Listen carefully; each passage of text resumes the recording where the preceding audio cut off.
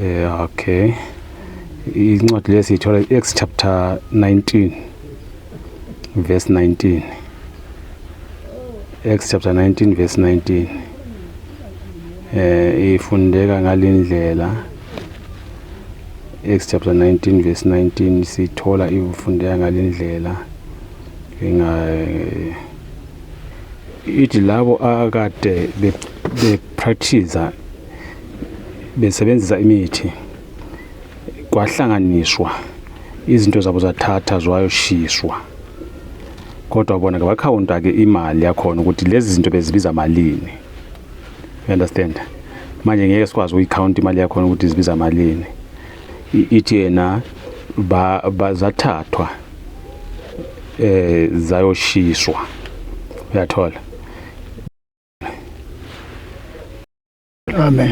Yilokho ukuthi njengoba nathi sicele lokho ukuthi sakhulumisana ngalokho ukuthi lezi zinto azishiswe ngoba njengoba nje ngithemba futhi lento esikhuluma ngayo uyayazi ukuthi uSathane once wambetray uyakubulala.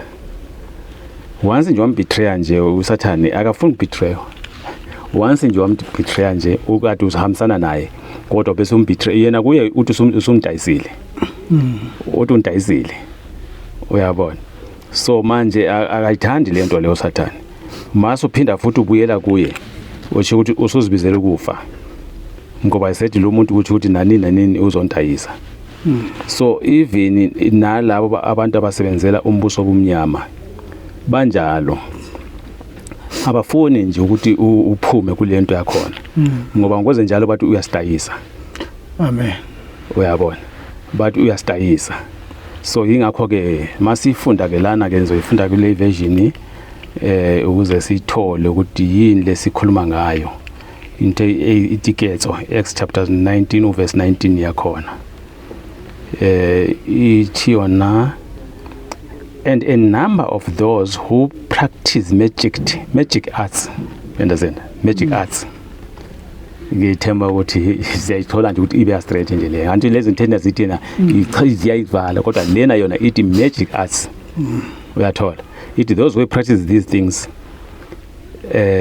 bathatha and a number of those who had is a past tense. Akade be. Asinjalo khona jwazi. Ibathi abana aba. Yeah. Or this magic arts brought their books together and burned them in the sight of all. Bayishisa emehlweni abo bonke abantu bebona ukuthi lento iyashiswa. All right, and they counted the value of them and found it came to 50,000 pieces of silver. Bona bahlala phansi bakhawula ukuthi hey lezi zinto zami lezi bezimela malini. Bathola 50,000. It was too much. And ubona ukuthi lezi zinto bezingezi izinto ezisebenzele nakuba ezinye zakhona bezithethe ziyaphilisa ezinye zakhona bezithethe zisebenza kahle kodwa bezingasebenzi kahle bezibulala abantu zilimaza abantu. Uyathola? So manje iyasichazela iBhayibheli ukuthi bathatha zayoshiswa okuyona into babukhambele saqala ukukhuluma ngayo zange sifunde incwadi masejele yakhombula kodwa namhlanje ngibona kufanelekile ukuthi kube siyayifunda ukuze ikwazi ukuthi nabantu babone ukuthi lento esiyenzayo asizenzeli thina. Uyathola? Siyenza lento ebhalwe la eyenziwa ngabapostoli. Uma abantu besebethi thina manje sesifuna ukusebenzela uNkulunkulu. Ithi lezo zinto zathatha zawoshiswa. Amen. Uyathola? Manje ke ngoba lezo zinto ziyaphazamisa ngoba uma ufunda futhi khona lapha kuActs chapter 8 sithola bekunendoda ekuthiwa uSimon igama layo. Lindoda ithwa nayo bengumuntu bepractice imlingo ebakhothisa abantu ngama miracles. You understand? Okwathi naye ma esiyamukele uNkulunkulu wadinga ukuthi into zakhe lazo zilahlwe noma singachazulanga ukuthi zalahlwa kanjani kodwa naye kwathi ngokwamukela ngoba uthe mayebona abapostoli bebeka abantu izandla bephila wathi ngicela indayise nami lawo mandla awo. Alright, chapter 8.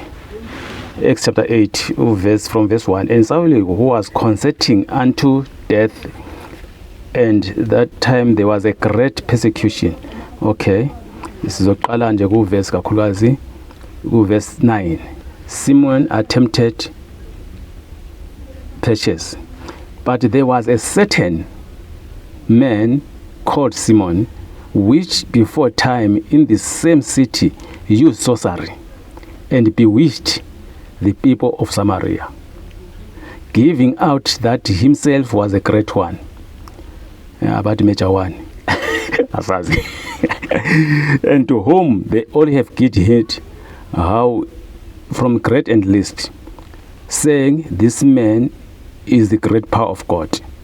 And to him they had regard, because that of a long time he had bewitched them with sorcery. Uyathola uthi isikhathi eside wayiphila le impilo yena le babukhamba bathi uyiphila yabona. So manje naye kwathi manje ngikhathela ngisayifuna impilo le, semfuna ukwamukela uJesu. Abapostoli ke bavumelana ukuthi right lo muntu kulungile usayamukela uJesu, kodwa lezi zinto zakhe kufanele nazo zisuswe ukuze sikwazi ukuthi ngoba angeke ngesizulu sasithi thina i-foundation ayihlali phezulu kwe-foundation ayikwazi. Uyathola, and uJesu uthi ngeke kukhonza amakhosi amabili, uzozithanda enye ungayithandi. Uyathola baba. Yebo, noma lento ibikwenzela imali, kodwa ke indlela ezengayo. Ngithe mina izolo mangishwaletshele ngathi mina some of you bengikhuluma ngama weaknesses. Ngithi some of you bathi if we forgot bantate. Yeah, bengikhuluma ngento. Ngithi yabona some of you lama weaknesses, right, uyayithola imali ngale weakness yakho yenza ngayo. Angithi ngithi phela lento yenzayo umuntu omunye wena ubamba inkunzi i-weakness la nayo uyehluleka ukuyeka because uthi ngizophila ngani. Ngithi mina yabona le weakness yakho le onayo, kodwa imali uyayithola but imali yegazi. I remember babuhambo lapho ushile mayithi imali lifela lana, waze wambuza umyetapeli ukuthi imali yani wayihlala la imali, wathi nofala igezo ngoba imali yegazi.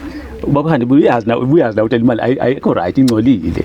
Angithi imali yegazi noma ngabakhulisa abantwana ngemali yegazi ubafakela isiqalekiso, uyayithola.